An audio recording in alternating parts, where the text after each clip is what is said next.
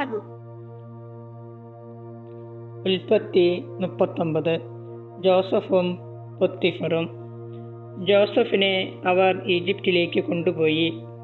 അവനെ അവിടെ കൊണ്ടുചെന്ന ഇസ്മായേലരുടെ അടുക്കൽ നിന്ന് ഫറവോയുടെ ഒരു ഉദ്യോഗസ്ഥനും കാവൽപ്പടയുടെ നായകനുമായ പൊത്തിഫർ അവനെ വിലയ്ക്ക് വാങ്ങി. കർത്താവ് ജോസഫിൻ്റെ കൂടെ ഉണ്ടായിരുന്നു. എല്ലാ കാര്യങ്ങളിലും അവന് ശ്രേയസ്സുണ്ടായി. ഈജിപ്തുകാരനായ യജമാനന്റെ വീട്ടിലായിരുന്നു അവൻ. കർത്താവ് അവൻ്റെ കൂടെ ഉണ്ടെന്നും അവൻ ചെയ്യുന്നതൊക്കെ അവിടുന്ന് മംഗളകരമാക്കുന്നുവെന്നും അവൻ്റെ യജമാനന് മനസ്സിലായി. അവൻ യജമാനന്റെ പ്രീതിക്കു പാത്രമായി. അവൻ പൊത്തിഫറിനെ ശുശ്രൂഷിച്ചു. തൻ്റെ വീടിൻ്റെ മേൽനോട്ടവും തനിക്കുള്ള എല്ലാറ്റിൻ്റെയും ചുമതലയും അവൻ ജോസഫിനെ ഏൽപ്പിച്ചു. ആ ഈജിപ്തുകാരൻ വീടിൻ്റെ മേൽനോട്ടവും തനിക്കുള്ള എല്ലാറ്റിൻ്റെയും ചുമതലയും ജോസഫിനെ ഏൽപ്പിച്ച നാൾ മുതൽ ജോസഫിനെ ഓർത്ത് കർത്താവ് അവൻ്റെ വീടിനെ അനുഗ്രഹിച്ചു. അവൻ്റെ വീട്ടിലും വയലിലുമുള്ള എല്ലാറ്റിൻ്റെയും മേൽ കർത്താവിൻ്റെ അനുഗ്രഹമുണ്ടായി. അവൻ തൻ്റെ വസ്തുക്കളെല്ലാം ജോസഫിനെ വരമേൽപ്പിച്ചതിനാൽ ഭക്ഷണത്തിനല്ലാതെ മറ്റൊന്നിലും അവന് ശ്രദ്ധിക്കേണ്ടിയിരുന്നില്ല. ജോസഫ് വടിവൊത്ത ശരീരമുള്ളവനും സുമുഖനുമായിരുന്നു. കുറച്ചുനാൾ കഴിഞ്ഞപ്പോൾ അവൻ്റെ യജമാനന്റെ ഭാര്യയ്ക്ക് അവനിൽ അഭിലാഷം തോന്നി. എൻ്റെ കൂടെ ശയിക്കുക അവൾ അവനോട് ആവശ്യപ്പെട്ടു.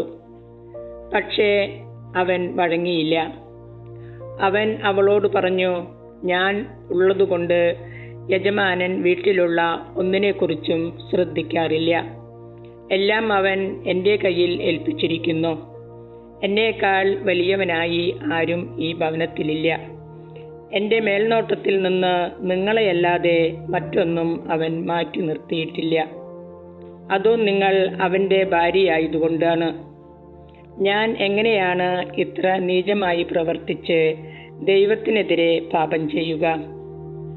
അനുദിനം അവൾ പറഞ്ഞിട്ടും അവളുടെ കൂടെ ശയിക്കാനോ അവളെ അടുത്തിരിക്കാനോ അവൻ കൂട്ടാക്കിയില്ല. ഒരു ദിവസം ജോസഫ് ജോലി ചെയ്യാനായി വീടിനുള്ളിൽ പ്രവേശിച്ചു. വേലക്കാർ ആരും അകത്തില്ലായിരുന്നു. അപ്പോൾ അവൾ അവൻ്റെ മേലങ്കിയിൽ കടന്നു പിടിച്ചുകൊണ്ട് പറഞ്ഞു, എൻ്റെ കൂടെ ശയിക്കുക. മേലങ്കി അവളുടെ കയ്യിൽ വിട്ടിട്ട് അവൻ ഓടി വീട്ടിൽ നിന്ന് പുറത്തു വന്നു. കുപ്പായം തൻ്റെ കയ്യിൽ വിട്ടിട്ട് അവൻ വീടിന് പുറത്തേക്ക് ഓടിയെന്ന് കണ്ടപ്പോൾ അവൾ വീട്ടിലുള്ളവരെ വിളിച്ചു പറഞ്ഞു, നമുക്ക് അപമാനം വരുത്താൻ അവൻ ഇതാ ഒരു ഹെബ്രയാനെ കൊണ്ടുവന്നിരിക്കുന്നു. എന്നോടൊത്ത് ശയിക്കാൻ അവൻ എന്നെ സമീപിച്ചു. എന്നാൽ ഞാൻ ഉച്ചത്തിൽ നിലവിളിച്ചു. എൻ്റെ നിലവിളി കേട്ടപ്പോൾ അവൻ പുറംകുപ്പായം എൻ്റെ അരികിൽ ഇട്ടിട്ട് ഓടി വീട്ടിൽ നിന്ന് പുറത്തു കടന്നു. അവൻ്റെ യജമാനൻ തിരിച്ചു വരുവോളം അവൾ ആ കുപ്പായം സൂക്ഷിച്ചു.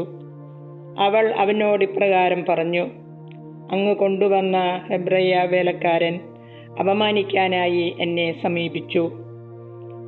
എന്നാൽ ഞാൻ ഉച്ചത്തിൽ നിലവിളിച്ചപ്പോൾ അവൻ പുറംകുപ്പായം ഉപേക്ഷിച്ചിട്ട് വീട്ടിൽ നിന്ന് ഓടി പുറത്തു കടന്നു. ഇതാണ് അങ്ങയുടെ വേലക്കാരൻ എന്നോട് ചെയ്തത്. തൻ്റെ ഭാര്യ പറഞ്ഞത് കേട്ടപ്പോൾ അവൻ്റെ യജമാനൻ രോഷാകുലനായി. അവൻ ജോസഫിനെ രാജാവിൻ്റെ തടവറക്കാരെ ഇട്ടിരുന്ന കാരാഗൃഹത്തിലാക്കി. അങ്ങനെ അവൻ കാരാഗൃഹത്തിൽ കഴിച്ചുകൂട്ടി. ജോസഫ് കാരാഗൃഹത്തിൽ. കർത്താവ് ജോസഫിൻ്റെ കൂടെയുണ്ടായിരുന്നു. അവിടുന്ന് അവനോട് കാരുണ്യം കാണിച്ചു. അവന് കാരാഗൃഹ സൂക്ഷിപ്പുകാരൻ്റെ പ്രീതി ലഭിക്കുവാൻ ഇടയാക്കുകയും ചെയ്തു. കാരാഗൃഹ സൂക്ഷിപ്പുകാരൻ തടവുകാരുടെയെല്ലാം മേൽനോട്ടം ജോസഫിനെ ഏൽപ്പിച്ചു. അവിടെ എല്ലാം ജോസഫിൻ്റെ മേൽനോട്ടത്തിലാണ് നടന്നത്. ജോസഫിനെ വരമേൽപ്പിച്ച ഒരു കാര്യത്തിലും കാരാഗൃഹ സൂക്ഷിപ്പുകാരൻ ഇടപെട്ടില്ല. കാരണം കർത്താവ് അവൻ്റെ കൂടെ ഉണ്ടായിരുന്നു. അവൻ ചെയ്തതൊക്കെ കർത്താവ് ശുഭമാക്കുകയും ചെയ്തു.